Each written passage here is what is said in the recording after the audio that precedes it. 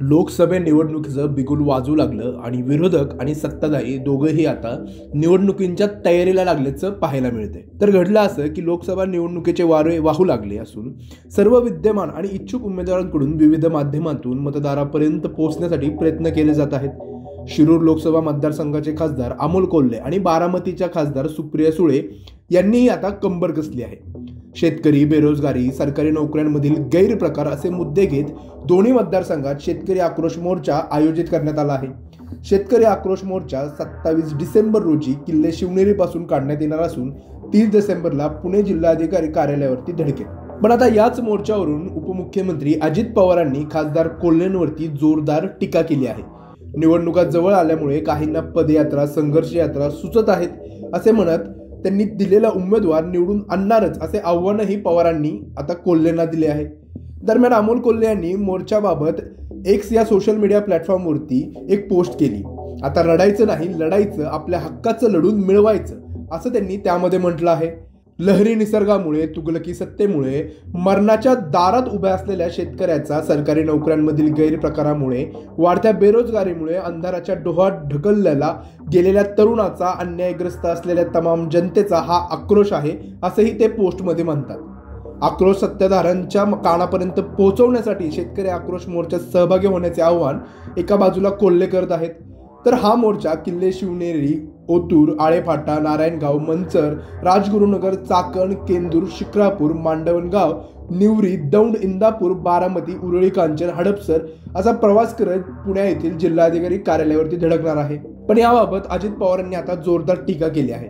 नेमकं काय म्हणाले अजित पवार पाहूयात। चांगली गोष्ट आहे, परंतु त्याच्यातल्या एका खासदारांनी जर 5 वर्ष मतदारसंघात लक्ष दिलं असतं तर खूप बरं झालं असतं।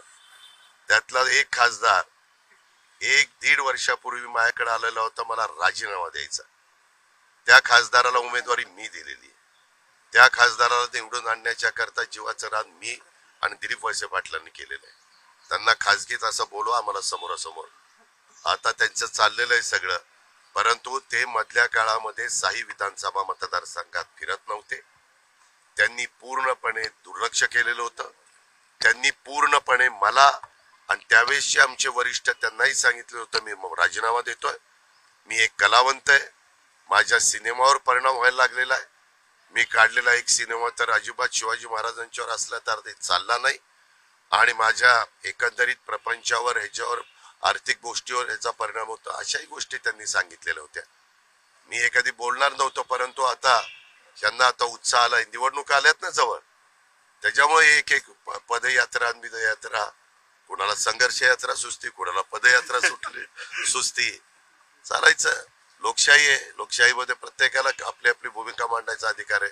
पदयात्रा काढा, मी पण सगळ्यात साई तालुक्यामध्ये सांगतो की काय कशा पद्धतीनं यांची भूमिका होती आणि तुम्ही गेल्या 5 वर्षात कितीदा त्यांना आपापल्या मतदारसंघामध्ये पाहिलंय। दादा, उमेदवारी द्यायला तुम्ही चुकला म्हणजे कोणाला त्यावेळेस उमेदवारी देत असताना योग्य पद्धतीने उमेदवारी दिलेली होती, परंतु नंतरच्या काळामध्ये ते इतक्या लवकर वास्तविक, आता तुला उद्याच्याला मी खासदारकी दिली तर तू विचार करायला पाहिजे, आपण निवडून आलो तर 5 वर्ष आपल्याला त्या मतदारसंघामध्ये फिरावं लागेल, संपर्क ठेवावा लागेल, लोकांची कामं करावी लागतील, त्याच्या संदर्भात जनतेचे प्रश्न सोडावे लागतील।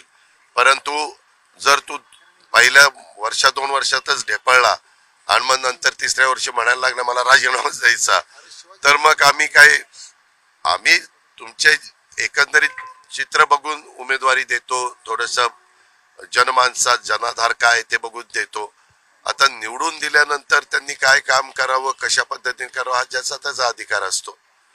आम्हाला वाटलं होतं की ते वक्ते उत्तम आहेत, वक्तृत्व चांगलं आहे, उत्तम कलाकार आहे, संभाजी महाराजांची भूमिका अतिशय उत्तम पद्धतीनं त्यांनी बजावलेल्या सगळ्या त्या मालिकेच्या काळात महाराष्ट्रातल्या अनेक आमच्या नागरिकांना, ग्रामस्थांना, महिलांना त्याच्या सिरियल लागायची त्यावेळेस खिळून ठेवण्याचं काम केलं। हे त्यांचे प्लस पॉइंट आहेतच, पण ते प्लस पॉइंट आहे तू काळजीच करू नको।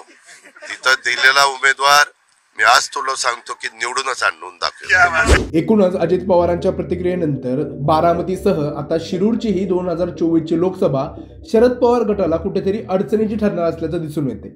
याबाबत तुम्हाला काय वाटतं? अजित पवार जर अमर कोल्हेंच्या विरोधात दंड थोपटून उभे राहिले तर अमर कोल्हे 2024ला निवडून येतील का? आम्हाला कमेंट करून जरूर कळवा. महाराष्ट्रातील सर्व बातम्यांचे विश्वासार्ह व्यासपीठ. सकाळच्या सर्व सोशल मीडिया प्लॅटफॉर्मला लाईक, फॉलो आणि सबस्क्राईब करा. तसंच सर्व नोटिफिकेशनसाठी बेल आयकॉन प्रेस करायला विसरू नका.